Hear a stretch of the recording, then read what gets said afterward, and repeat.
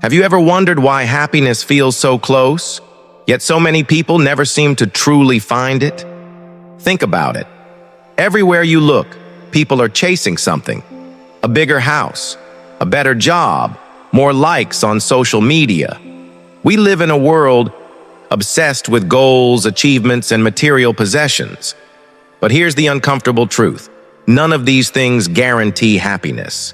And deep down, you probably already know it. The question is, if happiness doesn't come from money, success, or even other people, then where does it come from? And why does it feel like so many of us are searching in all the wrong places? You're not alone if you've ever felt this way.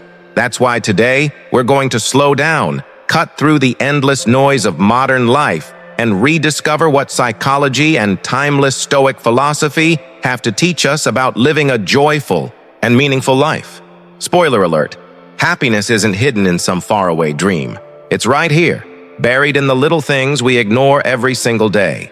Laughing more, stepping outside and feeling the sun, waking up early to breathe in silence, and yes, putting your phone down once in a while so you can actually experience life instead of scrolling past it. Stick with us, because what you'll discover is not just ancient wisdom, it's scientifically backed truth that still matters in the 21st century. Happiness is not complicated, but it does require a shift in how we think, act, and love. And to explain this shift, let me share a story. There was once a young man named Mark, who lived in a quiet valley. From the outside, Mark seemed to have everything: a comfortable home, all the possessions he could want, and a stable life. But on the inside, he always felt restless, like something essential was missing. His friends thought he was successful, but Mark felt empty. One day, tired of pretending, he decided to set out on a journey, not to collect more wealth or fame, but to uncover the real secret to happiness. After days of traveling, Mark met a wise old man who lived alone in a small cabin on a hill. This man had no riches, no luxury, and no power, but he radiated peace. Curious, Mark asked him, "What's the secret to living a happy life?" The old man smiled and shared 3 powerful truths, lessons that echo through psychology and Stoic philosophy alike. Happiness, he said, doesn't come from what you own or how powerful you are. It comes from 3 simple practices: gratitude, acceptance, and love. Mark was puzzled, but he listened closely as the old man explained. The first is gratitude. If you don't appreciate what you already have, you'll never feel like you have enough. Every breath, every meal, every sunrise, it's all a gift. Gratitude transforms what you have into enough. The second is acceptance. Life is unpredictable. It has ups and downs, joys and tragedies. If you keep fighting reality, you'll always suffer. But if you learn to accept life as it is, without trying to control everything, you'll find peace even in the middle of chaos. And the third is love. Love what you do. Love the people around you. And most importantly, love yourself. A heart filled with love can endure storms, heal wounds, and radiate happiness outward. Only then will joy return to you in ways you never expected. As Mark began practicing gratitude, embracing acceptance, and opening his heart to love, he discovered something remarkable. His search for happiness was over. He realized it had never been outside of him. It was always within, waiting to be awakened. Soon, even the people in his valley noticed the glow in his spirit. They asked him what had changed, and Mark simply replied, "Happiness isn't a destination. It's a way of living. When you walk with gratitude, acceptance, and love, you'll see happiness was with you all along." And here's the best part. This isn't just a story. Science confirms it. Psychology shows us that gratitude rewires the brain for positivity. Acceptance reduces stress, and love strengthens both our mental and physical health. Stoic philosophy taught this centuries ago, and now research proves it. The wisdom of the past, and the science of today agree. Happiness is not found outside, but cultivated within. Now, before we dive into the first practical lesson from this story, I want to ask you something. Do you want to keep living life on autopilot, chasing things that never fill the void? Or are you ready to live with intention and finally discover what it feels like to be truly happy? If this resonates with you, make sure to subscribe and turn on notifications, because the lessons we share here are designed to shift your mindset, one step at a time. Ready to change your life? Let's get started. 1. Laugh more. Have you noticed how often we end up making life far more complicated than it really needs to be? We treat almost everything with an unnecessary seriousness, almost like there's some worldwide competition to see who can frown the hardest. Our responsibilities, stress, and daily struggles pile up so much that we forget to simply let go, relax, and laugh. But here's the truth. Both science and ancient wisdom agree that laughter isn't just a feel-good reaction. It's actually a vital tool for maintaining balance, health, and well-being, both mentally and physically. Let's step back for a moment and look at the Stoics, the original masters of calmness under pressure. At first glance, they may not seem like the type of people to embrace laughter. After all, their philosophy focuses on discipline, self-control, and keeping composure no matter what life throws at you. But even the Stoics understood the importance of carrying a light heart, especially when facing adversity. Epictetus, one of the most famous Stoic philosophers, once said, "People are not disturbed by things, but by the view they take of them." While at first this sounds like a serious lesson on emotional control, it also reveals something deeper. The way you choose to respond to life's challenges can either weigh you down or set you free. And laughter is one of the simplest ways to free yourself from that heaviness. It may look like a small, insignificant act, but laughter is unbelievably powerful. Each time we laugh, our brain releases a cocktail of feel-good chemicals, endorphins and serotonin, that ease pain and lift our mood. At the same time, laughter reduces cortisol and adrenaline, the stress hormones that surge when we feel threatened or overwhelmed. By laughing, we lower those levels, which in turn reduces the physical toll stress takes on our bodies. Think of laughter as hitting the reset button on your nervous system. It calms you, restores control, and even improves your sleep. Life is like a roller coaster, full of sudden drops, sharp turns, and heart-pounding surprises. Laughing doesn't erase those ups and downs, but it's like fastening the safety harness. You still ride the chaos, but you feel secure enough to handle whatever comes next. That's exactly what laughter does for our emotions. It builds resilience and helps us bounce back stronger. Dr. Lee Burke from Loma Linda University dedicated years of research to studying how laughter impacts the human body.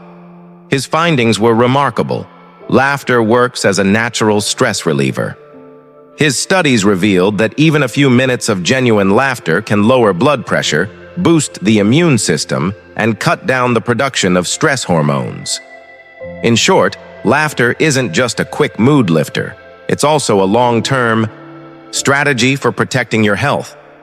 But what if you don't feel like laughing? What if life's pressures leave you struggling to see anything funny? That's where the Stoic mindset helps once again. Stoicism teaches us that we can't always control outside events, but we can control our response to them. Choosing to laugh in difficult situations is a form of power.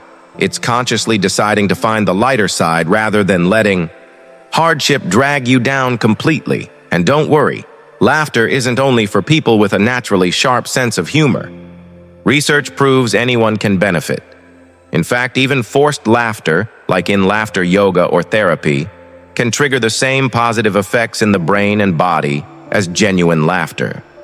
A study published in the Journal of Alternative and Complementary Medicine showed that cancer patients who practiced laughter therapy felt less depressed, more hopeful, and better equipped to face their challenges.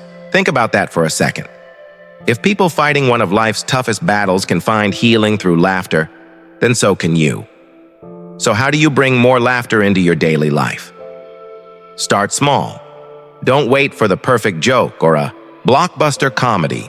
Find humor in little things. Laugh at your own mistakes. Laugh at the absurdity of certain situations. Laugh at the silly memes your friends send, even if they aren't that funny.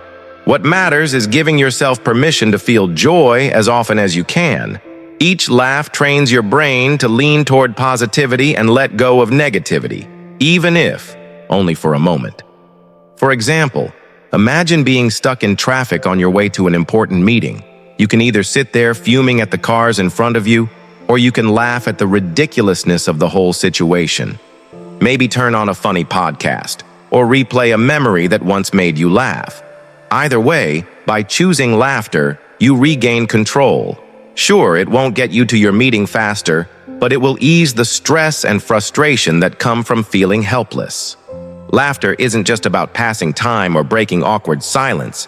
It's a tool, a skill, that you can develop to help you navigate the ups and downs of life. And the best part? It doesn't take much. Just a few minutes of genuine laughter. Each day can make a big difference to your physical health and your emotional well-being.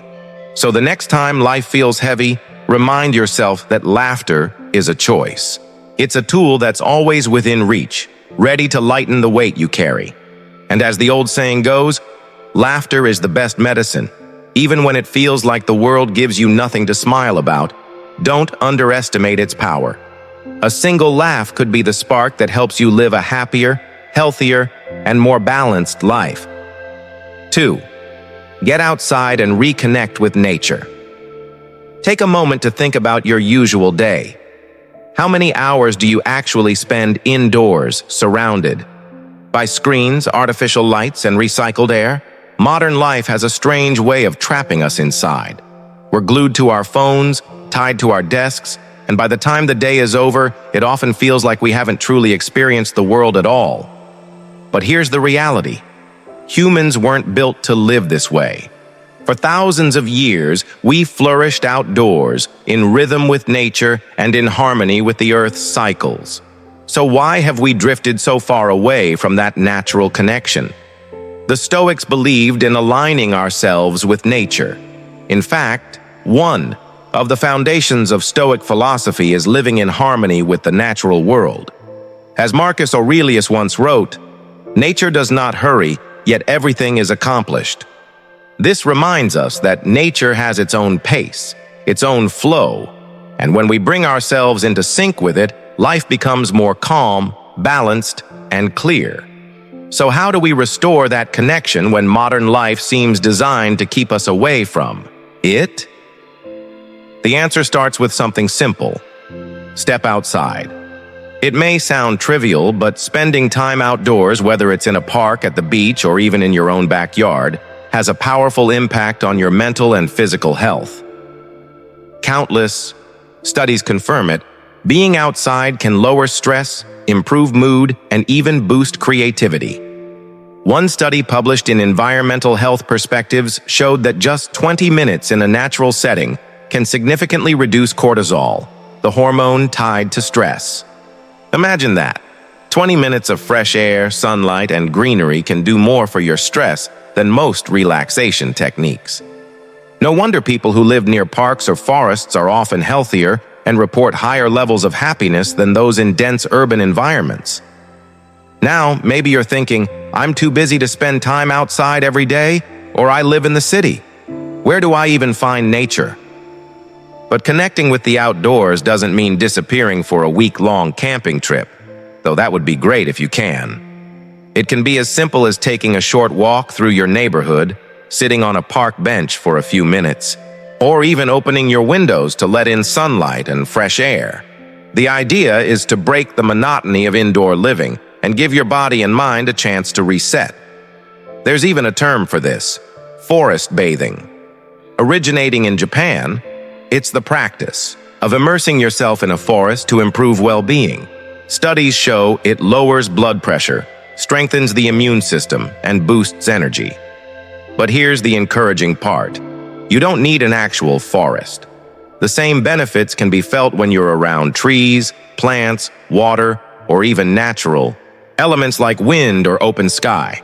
Ask yourself, when was the last time you felt genuinely connected to the earth? When did you last pause to feel the breeze against your skin, hear the rustling of leaves, or smell freshly cut grass? These might seem like small details, but they can have a massive impact on your state of mind. Nature grounds us. It reminds us of the bigger picture. Standing beside a tree that has lived for centuries has a way of making our daily worries feel small. And let's not overlook the physical benefits. Walking outside, especially in green spaces, has been linked to lower anxiety, reduced depression, and even less chronic pain. Research from Stanford University found that walking in nature reduces rumination, the repetitive negative thought patterns that fuel mental health struggles like depression. By going outdoors, you're not just exercising your body, you're giving your mind a much-needed break from the weight of everyday pressures. The Stoics understood this long ago. To them, nature was a teacher, showing us patience, resilience, and acceptance. Step outside and you witness life unfolding in real time, the seasons changing, plants growing, rivers flowing. It's all a reminder that life moves with a natural rhythm, and when we align ourselves with that rhythm, peace follows. So how can you start reconnecting today? Keep it simple. Carve out a few minutes each day to breathe fresh air and notice the world around you. If there's a park nearby, walk through it often. If you're in the city, find a rooftop, a garden, or even a quiet spot where you can escape the noise. What matters is making it a habit, something you look forward to daily. The beauty is, the more you spend time in nature, the more you'll crave it. You'll start noticing things you once ignored. The way sunlight filters through leaves, the sound of birds at dawn, or the sensation of grass beneath your feet. These small moments can spark calmness and joy that are hard to find anywhere else. In the end, nature isn't just a backdrop to our busy routines, it's a vital part of our well-being. The Stoics knew it, and science confirms it. By reconnecting with the natural world, we reduce stress, improve our mood, and regain balance in an increasingly chaotic world. So the next time life feels overwhelming, remember, the solution might be as simple as stepping outside and letting nature take care of the rest. 3. Become a morning person. Let's be honest. Mornings don't exactly have the best reputation. For many, waking up early feels like some kind of punishment. The alarm rings, dragging you out of the comfort of your bed, and the only thing on your mind is how badly you'd like to hit snooze and drift back to sleep. And who could blame you? Modern life has trained us to stay up late, binge-watch shows, and squeeze out every last moment of relaxation from the night. But what if I told you that turning into a morning person could actually be one of the smartest choices you ever make for your happiness, your health, and your overall well-being?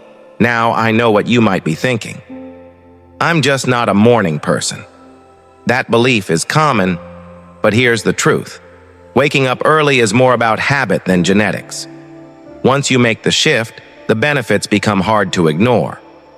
The Stoics, who valued discipline and self-mastery, recognized the importance of beginning the day early.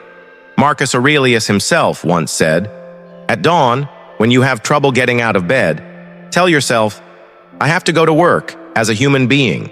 What do I have to complain of if I'm going to do what I was born for, the things I was brought into the world to do?" His words remind us that mornings aren't simply about facing another list of duties. They're opportunities to step into our purpose. By rising early, you set the tone for everything that follows. You take charge of the day instead of letting the day take charge of you. And science backs this up. Research consistently shows that early risers are more optimistic, more proactive, and less likely to feel stressed. One study from the University of Toronto even found that people who wake earlier report greater life satisfaction, more positive emotions, and better overall health. They're also less prone to issues like obesity and depression. In other words, getting up early isn't just a nice idea. It's a proven way to support both mind and body. One of the main reasons it works is simple: time. When you wake up before the rest of the world, you get those rare, quiet moments that belong only to you. No buzzing phones, no incoming emails, no rush. Just space to think, reflect, or sip your coffee in peace while the world still sleeps. These early hours allow you to set intentions and prepare for the challenges ahead, which makes the rest of the day smoother and more productive. Another reason waking early helps is that it lines you up with your body's natural rhythm. Our circadian clock tells us when to feel alert and when to feel tired. By going to bed earlier and waking up closer to sunrise, you sync with this rhythm. That means you'll not only feel more energized, but your sleep quality will also improve. And remember, becoming a morning person doesn't mean you suddenly have to leap out of bed at 5 a.m. every day. The key is gradual change. Start by shifting your bedtime and wake-up time just 15 minutes earlier. Over time, those small adjustments build into a sustainable routine you'll actually enjoy. So what do you do with this extra time? This is where the magic really happens. Use it for the things that matter, but often get pushed aside once the day gets busy. Maybe it's exercise, maybe meditation, journaling, reading, or simply sitting in silence. The Stoics valued reflection, and the early morning is the perfect window for it. As Seneca once said, "The mind must be given relaxation. It will rise improved and sharper after a good break." One way to make mornings easier is to give yourself something to look forward to. It doesn't have to be big. A calm breakfast, a quiet walk, or even a few pages of a book you enjoy. Having a positive reason to get up helps turn mornings into a reward rather than a burden. Yes, in the beginning, mornings may feel rough. You might feel sluggish or groggy as your body adjusts. But if you stick with it, the benefits show up quickly. You'll notice more energy, less stress, and a greater sense of control over your day. Best of all, you'll finally have more time for the things that truly matter without the constant feeling of rushing. And let's not forget the practical side of waking early. Starting the day ahead means you're organized, prepared, and ready to tackle tasks before problems pile up. Instead of playing catch-up all day, you're already in motion, approaching challenges with clarity and confidence. In the end, being a morning person isn't about strict schedules or perfection. It's about creating space for growth, joy, and intention. By choosing to wake early, you give yourself the gift of time. Time to reflect, time to plan, time to live with purpose. So tomorrow, when your alarm rings, resist the temptation to hit snooze. Instead, embrace the stillness of morning and watch how it transforms your life. 4. Pack your days with plans. Have you ever noticed how some days seem to slip away in the blink of an eye, while others drag on endlessly? It's fascinating how time can feel so different depending on how we spend it. Think about those weekends where nothing is scheduled. You wake up, drift through the hours, and by Sunday night you wonder, where did all that time go? On the other hand, days filled with meaningful activities often leave you feeling alive, fulfilled, and proud of how you spent your time. Here's the key, though. It's not about staying busy just for the sake of being busy. It's about designing your day with intention, filling it with activities that actually matter, and making sure your time works in service of your values. The Stoics had powerful insights about time. Seneca, one of the greatest Stoic thinkers, gave us a timeless warning in his essay on the shortness of life. He wrote, "It is not that we have a short time to live, but that we waste a lot of it." The Stoics saw time as our most precious, non-renewable resource, something more valuable than money, power, or possessions. Their advice was simple: guard your time fiercely and spend it with purpose. But how do we actually do that in today's hyper-distracted world? How do we prevent time from being swallowed by endless scrolling, meaningless tasks, and mindless routines? The answer is to pack your days with purposeful plans. Notice I didn't say clutter your days. This isn't about squeezing in every minute with chores or running yourself into exhaustion. Instead, It's about being mindful, choosing activities that bring joy, meaning, and growth. It's about balancing structure with spontaneity. By doing this, you give your day direction, but you also leave space for surprises and rest. Think of your time like a bank account. Every morning, you're given a set amount of hours. How you spend them determines your return on investment. Some people save time by doing nothing, believing they're protecting their energy, but in reality, unused time often turns into wasted time. The Stoics would argue that we should be investing our time in ways that nourish the mind, strengthen the body, and deepen our relationships.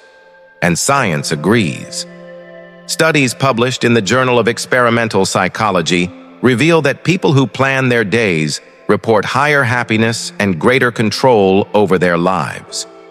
When you have a plan, you don't wander aimlessly. You're guided. You know where your focus should go, and this sense of direction reduces stress while increasing satisfaction. But let's be clear. Packing your days with plans does not mean living like a robot. Overloading yourself with endless to-do lists will only lead to burnout. The real goal is balance, giving your day shape and meaning while still leaving space for flexibility. So how do you start? Begin by reflecting on what actually matters to you. What activities light you up? What goals have you been pushing aside? Is it spending more time with family, building a new skill, getting stronger physically, reading that book that's been collecting dust? Whatever it is, give it the same respect as a work meeting. Schedule it, protect it, and follow through. A helpful method is to divide your day into sections. For example, dedicate your mornings, when your energy and focus are highest, to your most important tasks. Save the afternoon for creative projects or social interactions, and leave evenings for reflection, winding down, or spontaneous enjoyment. Structuring your day like this ensures that you're making time not just for productivity, but for pleasure and connection too. Another practical tip: set small, achievable goals each day. These don't have to be monumental. Sometimes it's as simple as going for a walk, calling a loved one, or writing for 20 minutes. Checking off even the smallest goals builds momentum and gives you that satisfying sense of progress. The Stoics believed that each day is an opportunity to grow, and Marcus Aurelius captured this beautifully in his Meditations. At day's first light, have in readiness against disinclination to leave your bed the thought, I am rising to do the work of a human being. Every day is a chance to live with purpose, to sharpen the mind, to strengthen the soul, but only if we choose to use our time well. Now, let's be real. Life doesn't always go according to plan. Unexpected events will disrupt your schedule. Some days, your careful planning might fall apart. That's where Stoicism shows its wisdom. Don't waste energy stressing over what you can't control. Adapt, adjust, focus on what you can do with the time that remains. Flexibility is just as important as structure. At the end of the day, packing your life with plans isn't about chasing endless busyness. It's about making sure your hours count. It's about living intentionally, filling your days with growth, joy, and connection. When you do this, you'll find that time doesn't slip away, it expands. So pause for a moment and reflect. Are you living your days with purpose, or are you letting them vanish in distraction? Remember, time is life's greatest treasure. Use it wisely, and you'll discover that every day can feel richer, fuller, and more meaningful. As Marcus Aurelius once said, waste no more time arguing what a good man should be. Be one. 5. Don't give up on what you love. How many times have you caught yourself thinking about quitting something that once lit you up, simply because it got hard? Maybe it was a hobby you enjoyed, a project you poured your heart into, or even a career path that once filled you with excitement. Somewhere along the way, though, the work felt heavy, life got in the way, and you started to wonder if it was worth the effort. But here's the truth. When you quit on something you love, you're not just abandoning a pastime. you're cutting yourself off from one of life's richest sources of happiness and fulfillment. The Stoics had plenty to say about perseverance, and for good reason. They saw life as a series of challenges, obstacles, and setbacks. But to them, the key to living well wasn't found in avoiding struggle. It was in enduring it, working through it, and growing because of it. Seneca captured this perfectly when he wrote, "It is not because things are difficult that we do not dare, but because we do not dare that things are difficult." In other words, the things you love are worth the fight, even when they feel just out of reach. So why do so many of us quit on our passions? More often than not, it's discouragement. Maybe progress is slower than you hoped. Maybe you've hit a wall and improvement feels impossible. Or maybe you live in a culture of instant gratification, where if results don't come quickly, it's easy to assume you're failing. But the truth is, anything meaningful, anything that matters, takes patience, persistence, and time. The Stoics would remind us that the road to greatness is never a straight, smooth path. It's filled with detours, dead ends, and uphill climbs. And that's exactly why sticking with what you love is so powerful. Think about a time when you didn't quit, even when it got tough. Maybe it was learning to play an instrument, writing a book, or training for a marathon.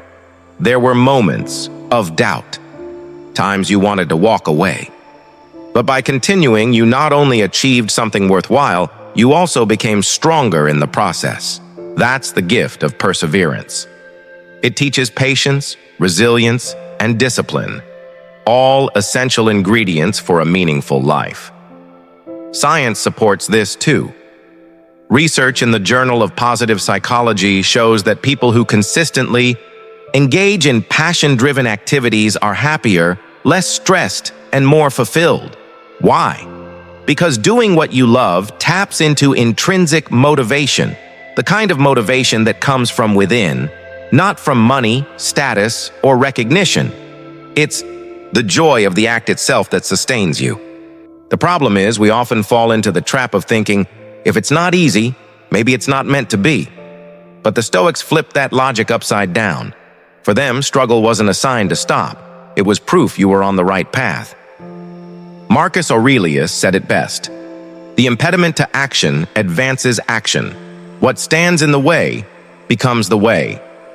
In other words, the obstacle isn't blocking your journey. It is your journey. So how do you keep going when the road feels overwhelming? First, reconnect with your why. Ask yourself, what made me fall in love with this in the first place? What was it about this project, hobby, or career that made me feel alive? That spark is still there. You just have to remind yourself of it. Second, shift your focus from outcome to process. The Stoics taught that results are not always under our control, but effort is. Think of it like planting a tree. At first, you see nothing happening above the ground. But beneath the soil, roots are spreading. A foundation is being built. Your passions are no different. The work you do today, even if invisible, lays the groundwork for future growth. And when things feel overwhelming, break the challenge down into smaller, doable steps. Instead of focusing on the mountain ahead, just take the next step. Maybe that means practicing for 10 minutes, writing one page, or finishing one small task. Each little victory builds momentum, making the climb feel less impossible. Yes, quitting often feels easier in the short term. But before you walk away, ask yourself this: will I regret it later? Chances are you will. The passions we abandon tend to haunt us with what-ifs, and that regret, the Stoics would say, is far heavier than the discomfort of pushing forward. At the end of the day, don't forget that doing what you love is a privilege. Not everyone gets the chance to pursue their passions. If you do, honor it, protect it, fight for it. The Stoics believed that life wasn't just about surviving. It was about striving, growing, and becoming your best self. And that only happens when you refuse to give up on what you love. So whatever it is that stirs your soul, don't let go. Keep at it, even when it's hard. Remember, every obstacle is an opportunity. And as Seneca reminds us, it is not because things are difficult that we do not dare, but because we do not dare that things are difficult. Dare to keep going and you'll find that the rewards far outweigh the struggle. 6. Choose kindness. In today's world where everyone seems rushed, stressed, or wrapped up in their own lives, kindness can sometimes feel like an outdated luxury. It's easy to dismiss the value of a kind word, a small gesture, or simply taking a moment to connect. But here's the truth. Kindness is one of the most powerful forces we have, not only for improving the lives of others, but for transforming our own. It might seem small, but choosing kindness can have a massive impact on your happiness and the way you experience the world. The Stoics were clear about this. They believed in kindness as a form of strength. Marcus Aurelius, the Roman emperor and Stoic philosopher, wrote, "Kindness is invincible, but only when it is sincere, with no hypocrisy or faking." His point was simple. Real kindness isn't about empty gestures. It's about approaching life with a genuine intention to do good. And when you act from that place, no one can take it away from you. Kindness, when authentic, is a source of unshakable strength. Why is kindness so important? For one, it spreads. It's contagious. One kind act, whether it's a compliment, a helping hand, or even a smile, can brighten someone's day. And more often than not, that person passes the positivity forward. Psychologists call this the kindness contagion effect. Studies show that when people either give or witness acts of kindness, they're more likely to repeat the behavior. And here's the bonus. Kindness benefits both sides. Research at UCLA found that performing kind acts boosts mood, lowers stress, and even improves physical health for the giver. For the receiver, kindness creates feelings of gratitude, happiness, and connection, strengthening relationships and overall well-being. In short, kindness multiplies. But the best part? Kindness is a habit anyone can build. It doesn't require wealth, status, or even much time. The Stoics would argue that it's part of our duty as human beings. Epictetus said, "We are all brothers and sisters by nature. Our bodies and souls are bound together by a shared spark of the divine." To them, kindness wasn't optional. It was a recognition of our shared humanity. So how do you bring more kindness into your life? It begins with awareness. In our distracted, stressed-out moments, it's easy to snap, ignore, or rush past opportunities to connect. But when you slow down and become mindful, you'll see that chances for kindness appear everywhere. Think of the last time someone irritated you. Maybe they cut you off in traffic or were short with you at the store. The instinctive reaction is frustration or anger. But what if you chose kindness instead? What if you let it go or even offered a smile?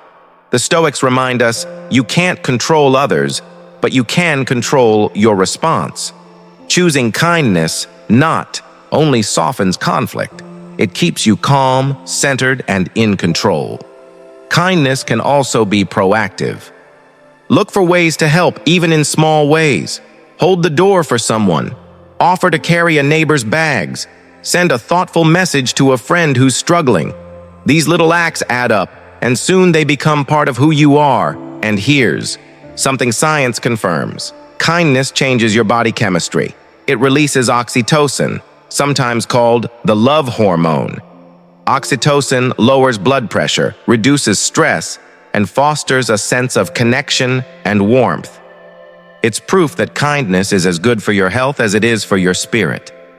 The Stoics often linked kindness with gratitude. When you treat others kindly, you acknowledge the good in your own life. Seneca said it beautifully. Wherever there is a human being, there is an opportunity for kindness. That truth never gets old. Every single interaction, no matter how ordinary, is a chance to practice kindness. Of course, let's be clear. Kindness isn't weakness. The Stoics never suggested being a pushover or allowing others to take advantage of you. Real kindness comes with boundaries. It's strength with compassion, not blind self-sacrifice. It's about doing what's right, not what's easy, and expecting nothing in return. And that's the power of kindness. It's always within your control. Even in a harsh, chaotic world, you can choose to be kind. And by doing so, you don't just make life lighter for others. You make your own life richer, calmer, and more meaningful. So as you move through your day, remember, every conversation, every encounter is a chance. Whether it's with a friend, a coworker, or a stranger on the street, you have the ability to brighten their day. And in that simple act, you brighten your own. Marcus Aurelius once wrote, "When you arise in the morning, think of what a precious privilege it is to be alive, to breathe, to think, to enjoy, to love, and to be kind." That's the essence of it. Life is fleeting, but kindness is timeless. Say yes more often. How often do you find yourself saying no to life? Think about it. Maybe you've turned down an invitation because it felt easier to stay home. Maybe you passed on a new project at work because it seemed intimidating. Or maybe you avoided trying something new, like a hobby, a trip, or even a conversation, because it pushed you outside your comfort zone. There's nothing wrong with setting boundaries. In fact, they're essential. But when no becomes our default response, we risk closing doors to experiences that could bring us joy, growth, and unforgettable memories. The Stoics didn't shy away from challenges or new experiences. They believed life was meant to be lived fully, and that growth often comes from stepping into the unknown. Epictetus, one of the great Stoic philosophers, put it simply, "It's not what happens to you, but how you react to it that matters."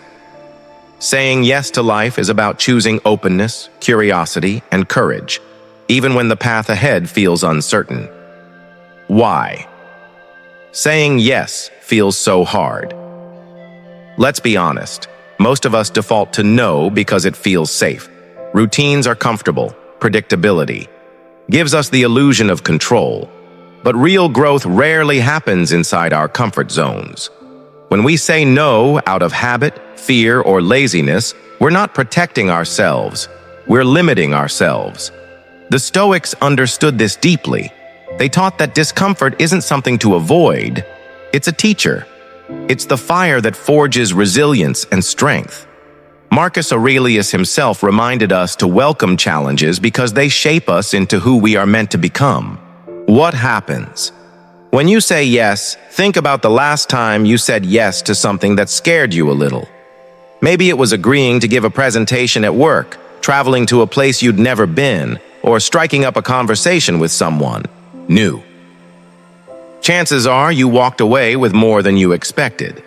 Maybe confidence, maybe a valuable connection, maybe just a great story to tell. That's the magic of yes. It opens the door to possibilities no could never offer. Science backs this up too. Studies in psychology show that trying new things and embracing novel experiences triggers the release of dopamine, the brain's reward chemical. In other words, saying yes not only expands your world, it actually makes you feel happier and more alive. Yes builds confidence. Here's the best part. Saying yes more often doesn't just give you new experiences, it builds your confidence over time. Each time you step outside your comfort zone, you prove to yourself that you can handle uncertainty, failure, or awkwardness. And once you realize you can survive those moments, you become more willing to try again. It's a virtuous cycle. The more you say yes, the more capable you feel. The more capable you feel, the more you're willing to say yes. The Stoics understood this long before modern psychology confirmed it. Epictetus once said, "Difficulties are things that show a person what they are." When you say yes to life's challenges, you give yourself the chance to discover what you're truly made of. Yes strengthens relationships. Relationships are another area where yes makes a huge difference. How many times have you turned down an invitation because you were tired, busy, or just not in the mood?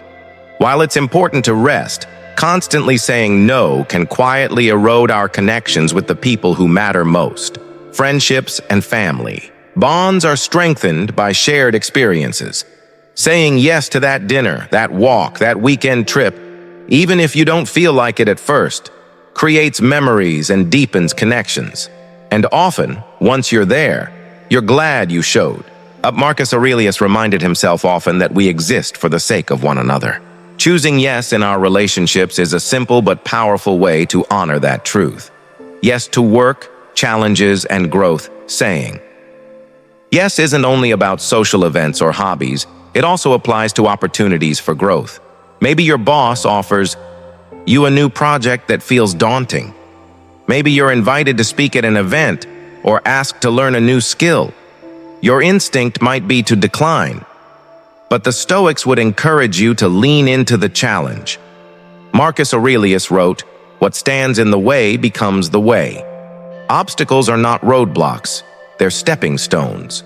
By saying yes to challenges, you turn difficulties into opportunities for growth. A word of balance now, let's be clear. This isn't about saying yes to everything. Boundaries matter. You shouldn't agree to things that violate your values, drain your energy, or distract you from what truly matters. But if you notice that no has become your automatic response out of fear, hesitation, or comfort, it's worth pausing to reconsider. The key is to ask yourself, am I saying no because this doesn't serve me, or because I'm afraid to stretch myself? Living the yes life, at its core, saying yes more often is about embracing life with openness. It's about seeing challenges not as threats but as invitations. It's about understanding that even when things don't go perfectly, you'll learn something valuable along the way. So the next time an opportunity comes your way, big or small, pause before you shut it down. Ask yourself, what could I gain from this? How might this help me grow? Will I regret not trying? Often the answer will point you toward yes. In conclusion, saying yes more often is not about recklessness. It's about courage. It's about stepping outside of comfort, opening yourself to growth, and engaging with life fully. The Stoics believed we should meet life with curiosity, strength, and presence. And what better way to do that than by saying yes? Because here's the truth. You'll never know what's possible unless you give it a chance. Turn off your phone. Sometimes. Let me ask you a tough question. When was the last time you went even a few hours without checking your phone? For most of us, the answer is probably never. We wake up and check notifications. We scroll before bed. And throughout the day, our phones buzz, ping, and pull us away from the present moment. On the surface, it feels harmless. Just a quick check. But over time, constant connection comes at a cost. We lose focus. We feel more anxious. We start comparing our lives to others. And perhaps most importantly, we forget how to simply be in the moment. The Stoics would be shaking their heads if they saw us today. These were philosophers who taught that our attention is our most valuable resource, that how we spend it shapes the quality of our lives. Marcus Aurelius wrote in his Meditations, "You have power over your mind, not outside events. Realize this, and you will find strength." If we can't even control the impulse to check a screen, how can we claim to be in control of our lives? The hidden cost of constant connectivity. Phones are incredible tools. They connect us to people across the globe, put vast knowledge at our fingertips, and give us endless entertainment. But like any tool, they can control us if we don't use them wisely. Psychologists have found that constant phone use fragments our attention. Each time we check notifications, we experience a little jolt of dopamine. It feels good, but it also trains our brain to crave stimulation nonstop. Over time, this makes it harder to focus, harder to rest, and harder to enjoy life's quieter, simpler moments. Research even shows that heavy phone use is linked to higher rates of anxiety, depression, and sleep problems. We're more connected than ever, yet so many people feel lonelier than ever. Why? Because digital connection is not the same as genuine human connection. The Stoic perspective. Attention is life. The Stoics taught that our time and attention are limited. Every moment we waste on trivial distractions is a moment we'll never get back. Seneca once wrote, "It is not that we have a short time to live, but that we waste much of it." Think about that. Every hour lost to mindless scrolling is not just killing time, it's killing potential.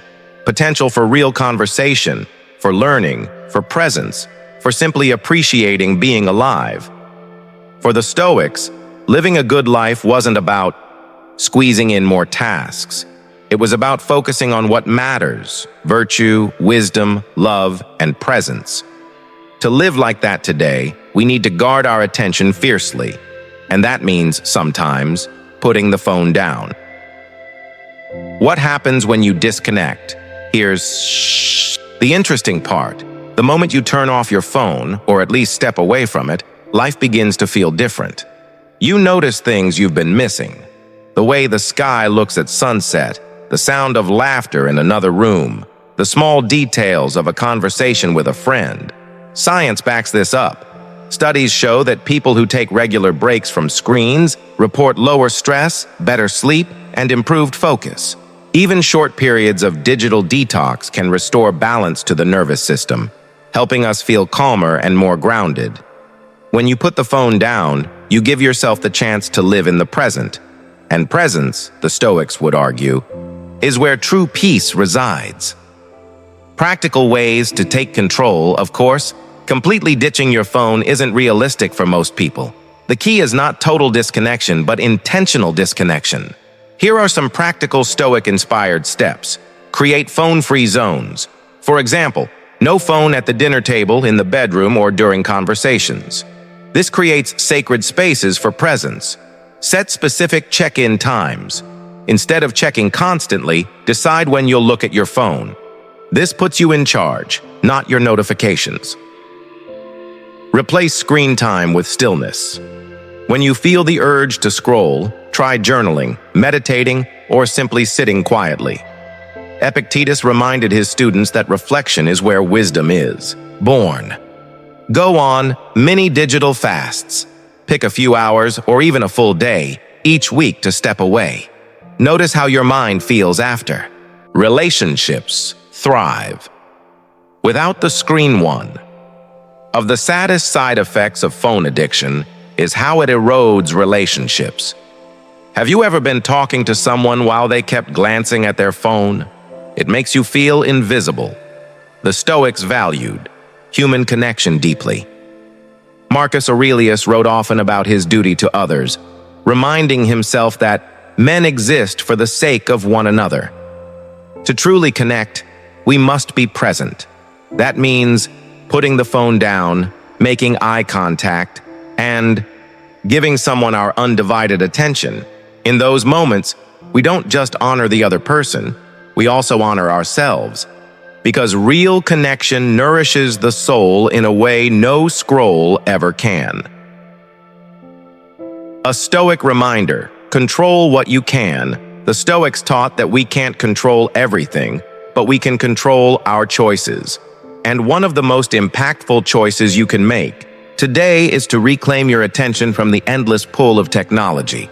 Next time you feel that itch to check your phone, pause. Ask yourself, is this truly serving me right now? Or am I just distracting myself from being present? 9 times out of 10, the world can wait. Your email can wait. That notification can wait. What can't wait is life itself, the real moments, unfolding right in front of you. In conclusion, turning off your phone sometimes isn't about rejecting technology, it's about reclaiming your life.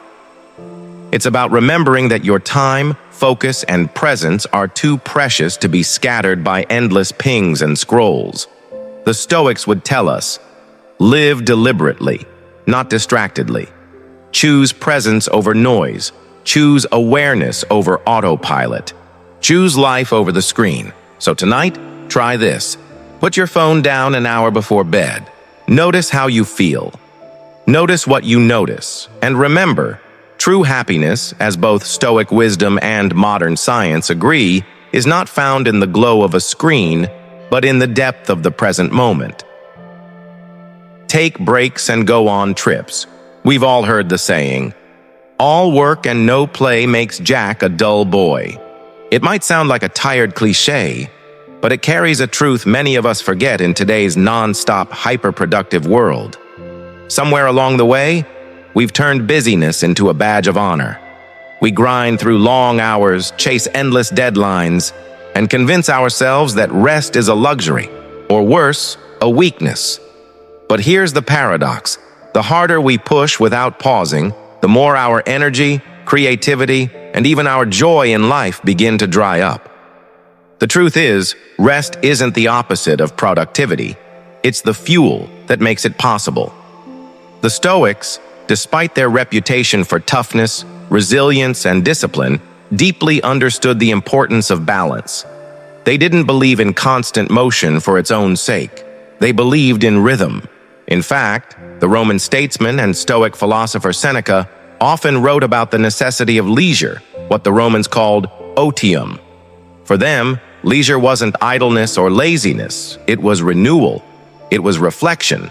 It was an essential ingredient of living wisely.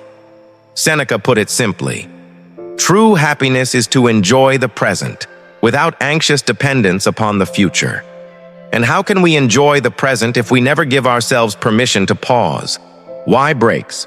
Many of us treat breaks as if they're stolen time, but science shows they're actually one of the best productivity tools we have. Our brains are not designed to focus endlessly. After about 90 minutes of deep concentration, mental performance starts to drop sharply. Attention slips.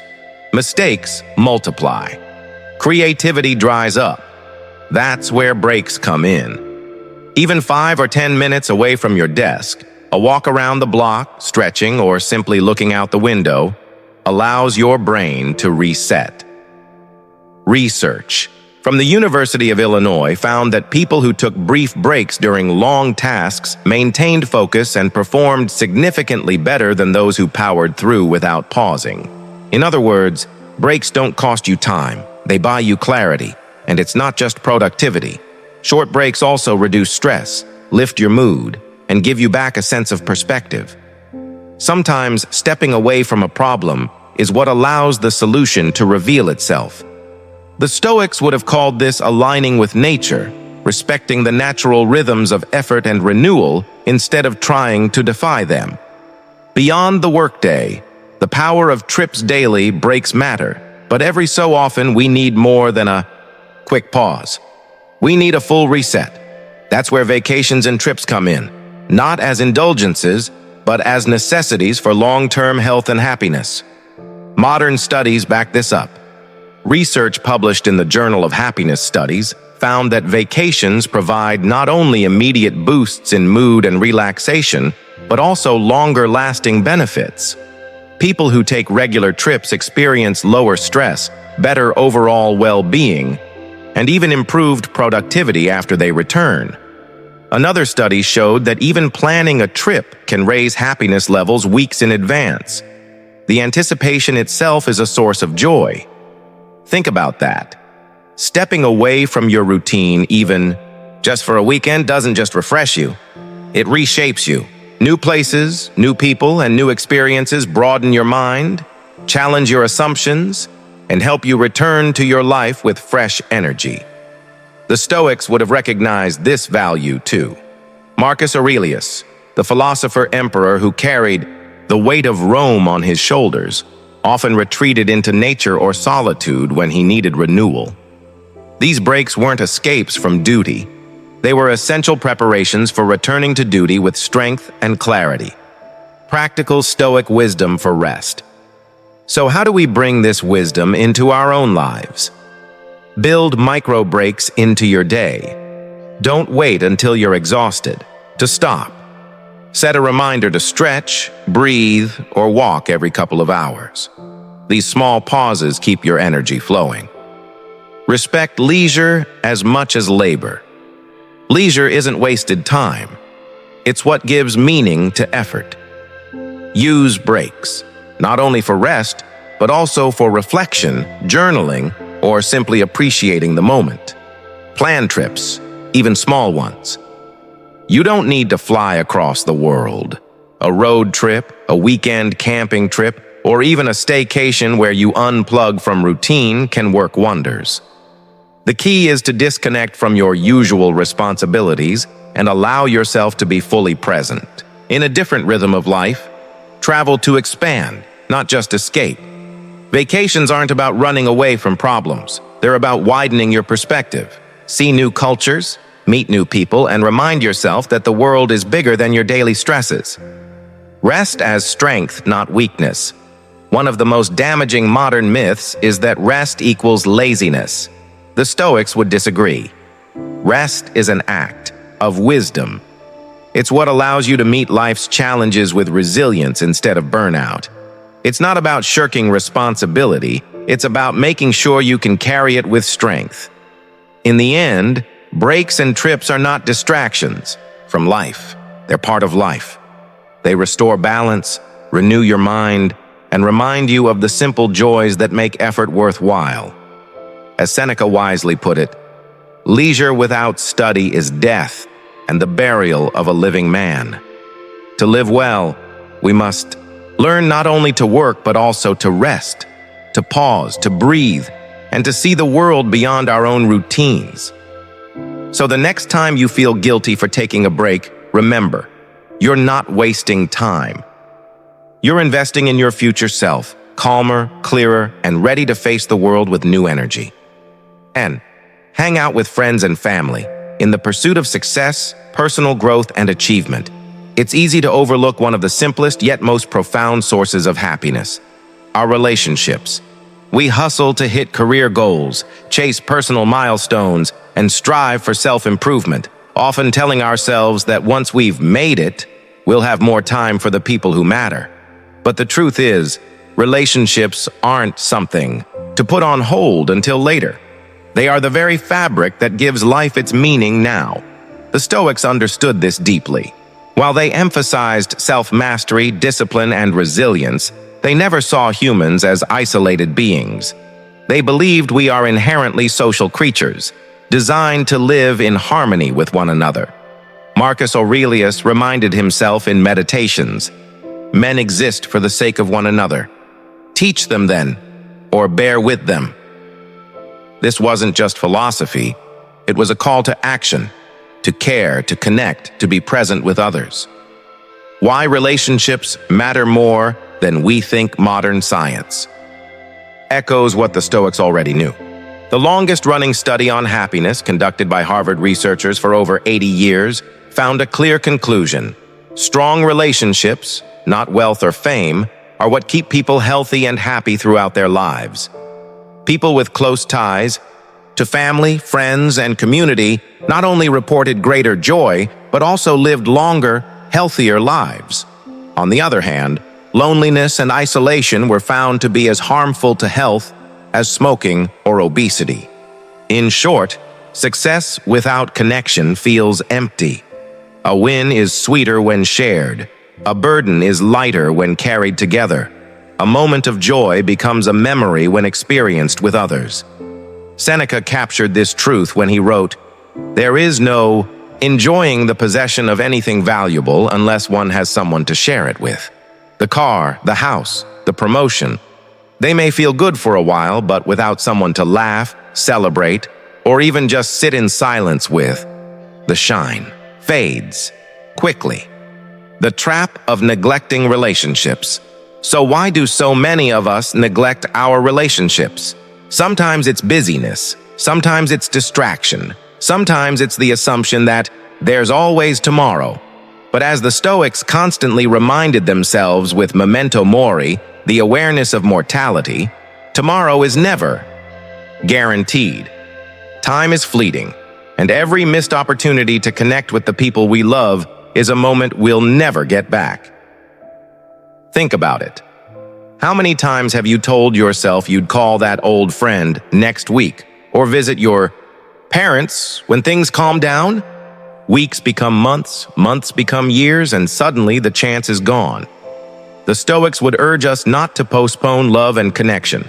They would say, if relationships are central to a good life, then make time for them today.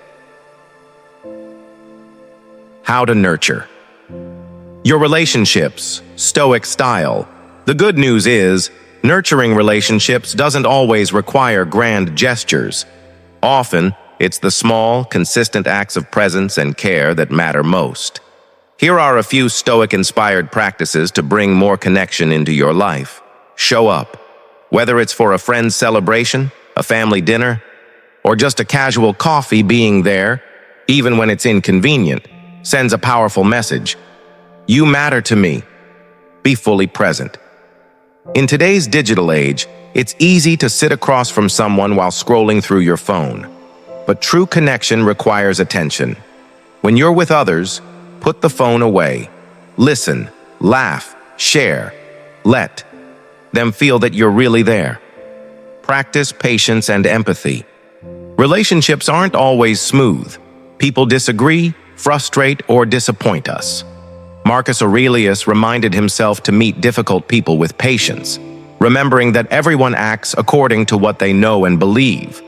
Responding with compassion instead of irritation keeps relationships strong. Give as much as you receive. Don't just look to relationships for support. Be the one who offers it. A call, a kind word, or an act of help can make a bigger difference than you realize. The Stoics saw contributing to the well-being of others as a duty and a privilege, relationships as a source of strength. It's important to remember that relationships aren't just about joy, they're also about resilience. When life gets hard, having people who stand by you can make the difference between despair and hope. Sharing burdens doesn't make you weak, it makes you human, and it reminds you that you're not walking this path alone. At the same time, being there for others strengthens your own character. Supporting someone else through their struggles develops patience, compassion, and courage. In helping others, we often discover new strength within ourselves, living the Stoic principle of community. The Stoics believe that all of humanity is interconnected, part of a larger community bound together by nature. Epictetus taught that we should see ourselves not as isolated individuals, but as citizens of a universal city, responsible for one another. By investing in relationships, family, friends, neighbors, even strangers, we're living out this Stoic principle of unity. In conclusion, hanging out with friends and family isn't just leisure. It's one of the deepest forms of wisdom.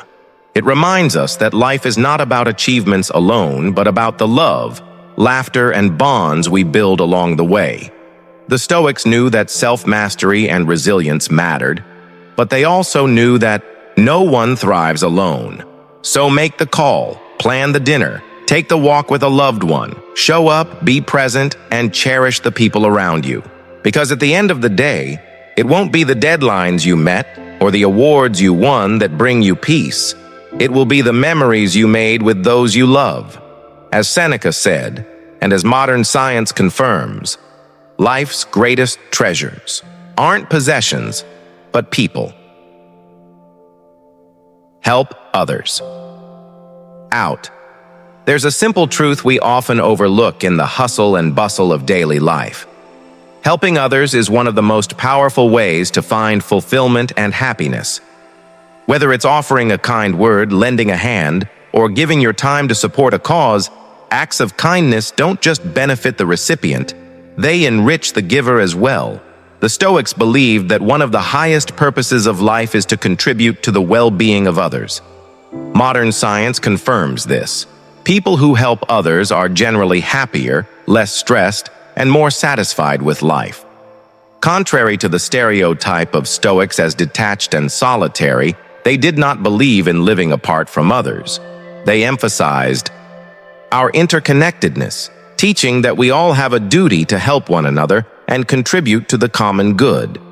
Marcus Aurelius put it beautifully in Meditations. What is not good for the beehive cannot be good for the bee. In other words, our well-being is inseparable from the well-being of the community. Helping others, then, is not merely an act of charity. It is an essential part of living a harmonious and meaningful life.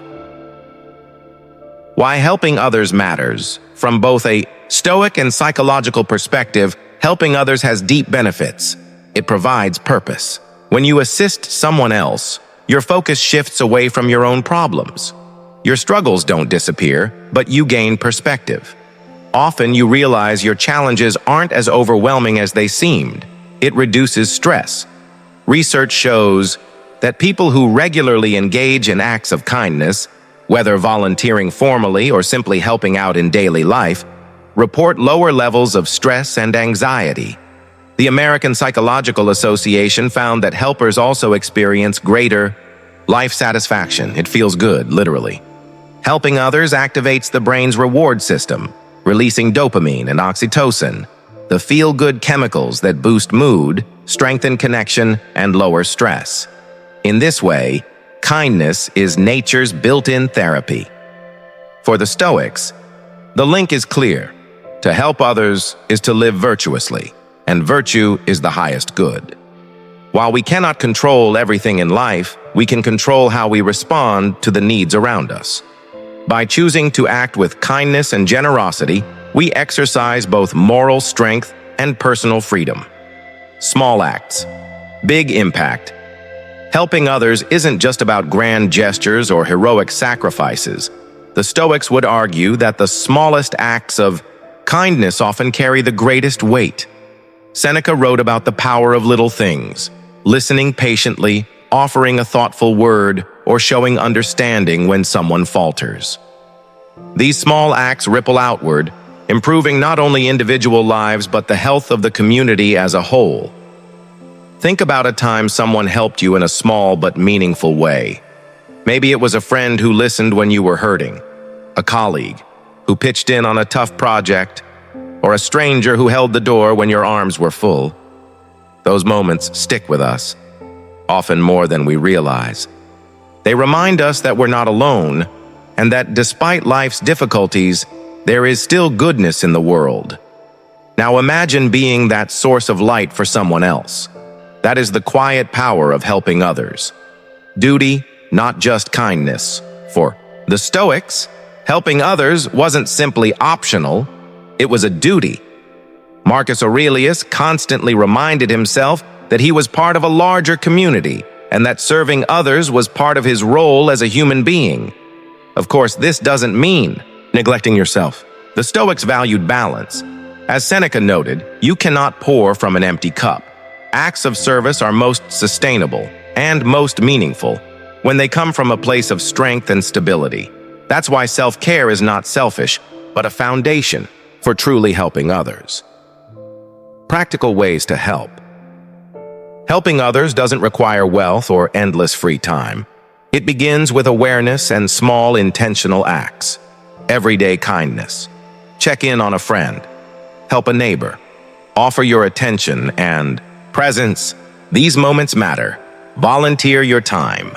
Support a local charity, mentor someone younger, or join a community project. Share your resources. This might mean donating money, but it could also mean sharing your skills, knowledge, or even just encouragement. The key is not waiting for the perfect opportunity. It's about noticing the needs around you and responding with intention. The ripple effect, one of the most powerful aspects of helping others, is the ripple effect. A single act of kindness can inspire the recipient to help someone else, creating a chain of generosity that spreads far beyond the original moment. The Stoics believed this kind of interconnectedness was fundamental to human life. We are not isolated individuals, we are threads in a vast web. When one thread strengthens another, the whole fabric grows stronger. A Stoic conclusion. Helping others is one of the surest paths to a meaningful life. The Stoics knew this, and modern science confirms it. By serving others, we not only ease their burdens, but also deepen our own sense of purpose and joy. Marcus Aurelius reminded us, "The fruit of this life is a good character and acts for the common good." So the next time you see an opportunity to help, whether small or large, don't hesitate. Be the one who lifts, encourages, and supports. In doing so, you'll not only change someone else's day, but you'll also transform your own life into something richer, more compassionate, and more deeply fulfilling. Focus on the good stuff you've got. It's easy to get caught up in what we don't have. We live in a world of constant comparison, scrolling through social media, hearing about someone else's promotion, seeing the shiny new car in a neighbor's driveway. There's always something missing, always some new milestone we think we should reach.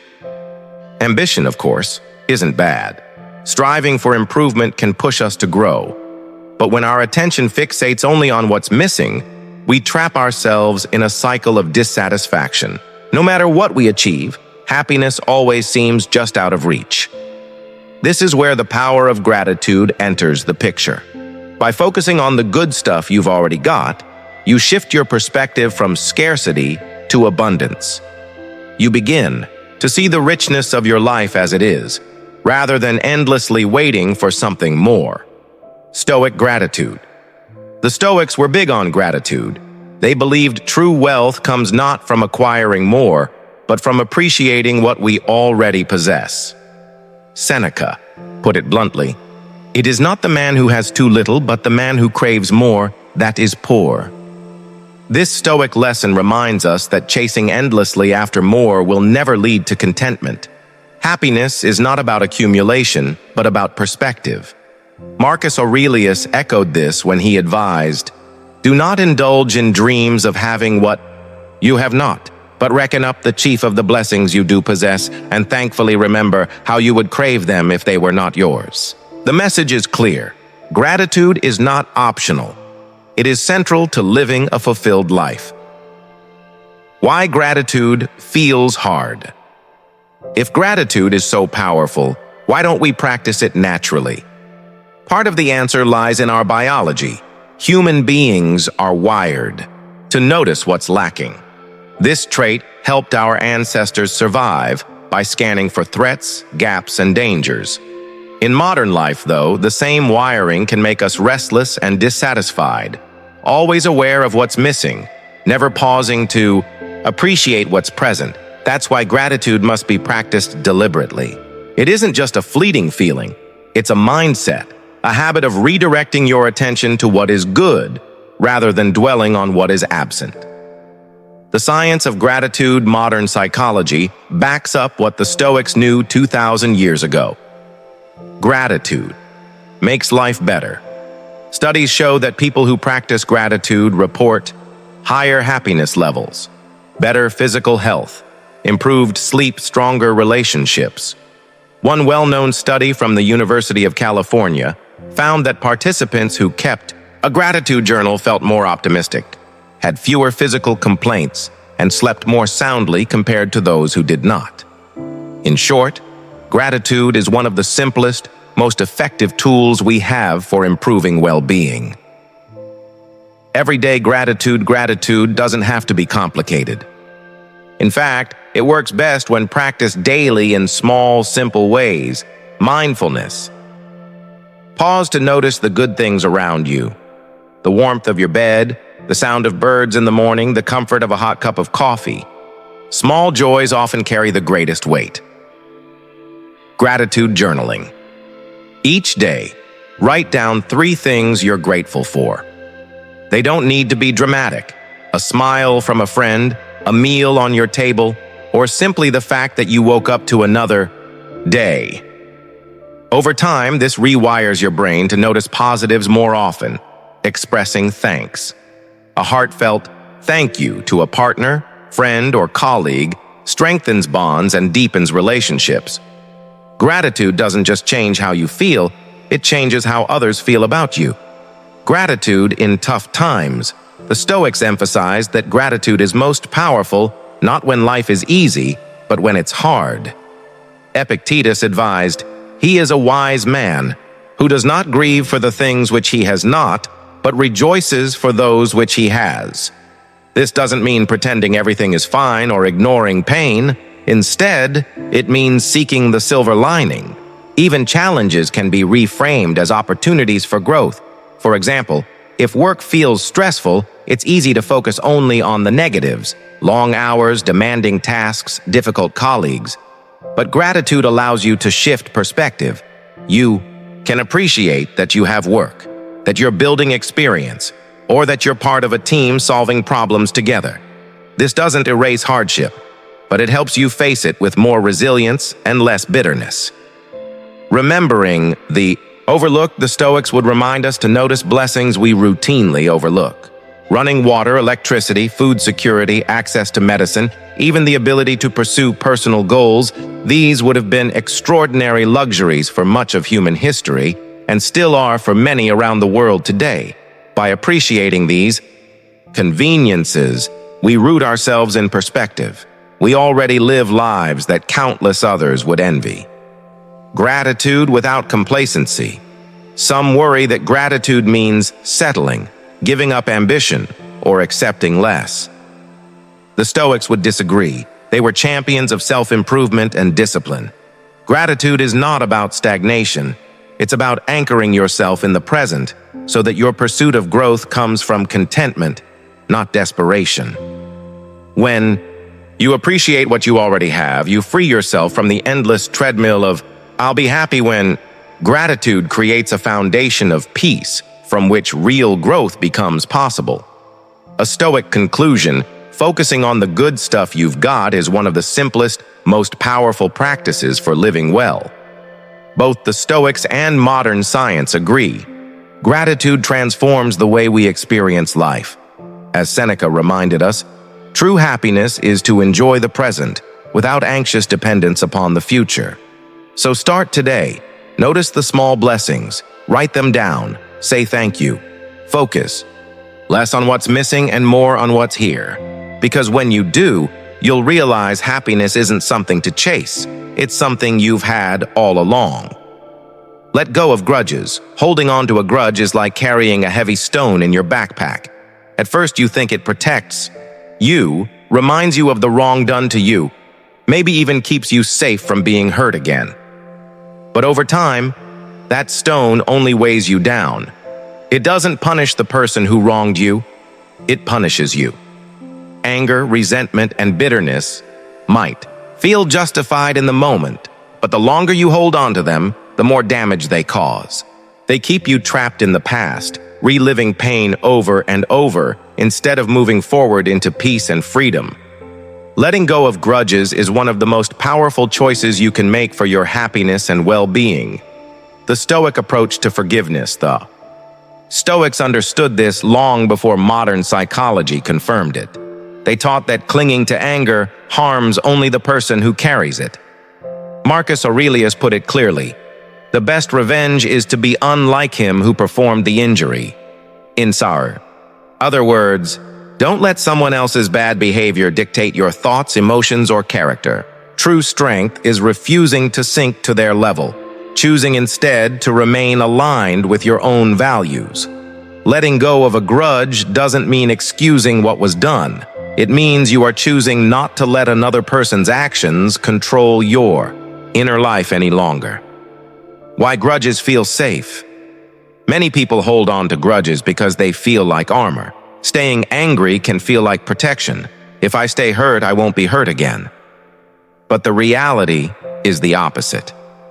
Grudges don't shield you, they shackle you. They keep you tied to the very pain you want to escape. The Stoics would say that in these moments, you are giving power to the offender twice. Once when they harmed you, and again each time you replay the memory in your mind. By clinging to anger, you're letting someone else live rent-free in your head. Modern science on forgiveness research now echoes Stoic wisdom. Studies show that people who let go of grudges and practice forgiveness experience lower levels of stress, anxiety, and depression, improved sleep and lower blood pressure, better relationships, and stronger mental health. Forgiveness, then, is not just an emotional act, it's a health choice. It benefits both mind and body, creating space for well-being where resentment once lived. Seeing humanity in others, Epictetus often reminded his students that when people act wrongly, it's usually not out of pure malice, but out of ignorance, fear, or poor judgment. In his words, if someone speaks badly of you, do not defend yourself against the accusations, but reply, "You obviously don't know me very well, or else you would have mentioned other faults of mine." This witty humility captures the Stoic spirit. Rather than becoming defensive or bitter, the Stoics approached insults with compassion and perspective. Everyone makes mistakes. Everyone acts foolishly at times. Recognizing that fact softens our anger and makes forgiveness possible, not for their sake, but for our own. How to begin? Letting go. Letting go of grudges isn't always easy, but it is always possible. Acknowledge your feelings. Don't deny or suppress them. Reflect honestly on why you feel hurt or betrayed. Ask if the grudge is serving you. Is it helping you heal, or is it keeping you stuck in the past? Choose release. You can't change the past, but you can decide not to carry its weight into the future. Practice empathy. Try to understand the other person's perspective, not to excuse them, but to humanize them. Be patient. Forgiveness isn't always a single event. Sometimes resentment resurfaces. Each time it does, gently remind yourself why you're choosing to let it go. Over time, the feelings fade. The ripple effect of forgiveness, letting go of grudges, not only heals you, it improves your relationships. When you carry bitterness, even unrelated people in your life can feel its shadow. Release it, and you create space for patience, understanding, and genuine connection. The Stoics emphasized that inner peace doesn't come from external events, but from how you choose to respond. By releasing grudges, you reclaim your peace. Marcus Aurelius reminded us, the happiness of your life depends upon the quality of your thoughts. Freeing yourself from resentment elevates those thoughts, and your life along with them. A liberating choice in the end, letting go of grudges, is one of the most liberating and empowering choices you can make. The Stoics knew that anger binds you to the past, while forgiveness sets you free. Modern science agrees. Forgiveness makes you healthier, happier, and more at peace. Remember, this doesn't mean forgetting or pretending the harm never happened. It means refusing to let it define you. It means reclaiming your power by choosing peace over bitterness. As Marcus Aurelius said, the best revenge is to be unlike him who performed the injury. When you let go of grudges, you take that revenge, not by striking back, but by rising higher, choosing strength, freedom, and a life unburdened by the weight of resentment. Conclusion: the Stoic path to a fulfilled life, at the heart of Stoicism, lies a timeless truth. Happiness is not stumbled upon by accident, nor is it handed to us by circumstances, possessions, or achievements. As the Stoics remind us, happiness is something we cultivate through our daily choices, our mindset, and the way we respond to life's inevitable ups and downs. One of the most powerful lessons from Stoic philosophy is this: while we cannot control everything that happens to us, we can always control how we think, how we act, and how we interpret our experiences. That is where our true freedom lies. By mastering ourselves, our thoughts, our attitudes, and our actions, we create the foundation for lasting peace and fulfillment, no matter what storms life brings. Over the course of these 13 principles, we've seen how Stoic wisdom is not abstract theory, but practical guidance for everyday living. Laughter teaches us to not take life too seriously. Nature reminds us of the beauty and simplicity we often overlook. Morning routines give structure and intention to our days. Planning with purpose keeps us aligned with what truly matters. Perseverance and kindness enrich both our lives and the lives of others. Saying yes to new opportunities opens doors to growth and adventure. Stepping away from technology helps us reconnect with the present. Taking breaks and vacations renews our strength and creativity. Nurturing relationships deepens our sense of belonging. Helping others brings meaning and joy to our own lives. Practicing gratitude shifts our focus from lack to abundance.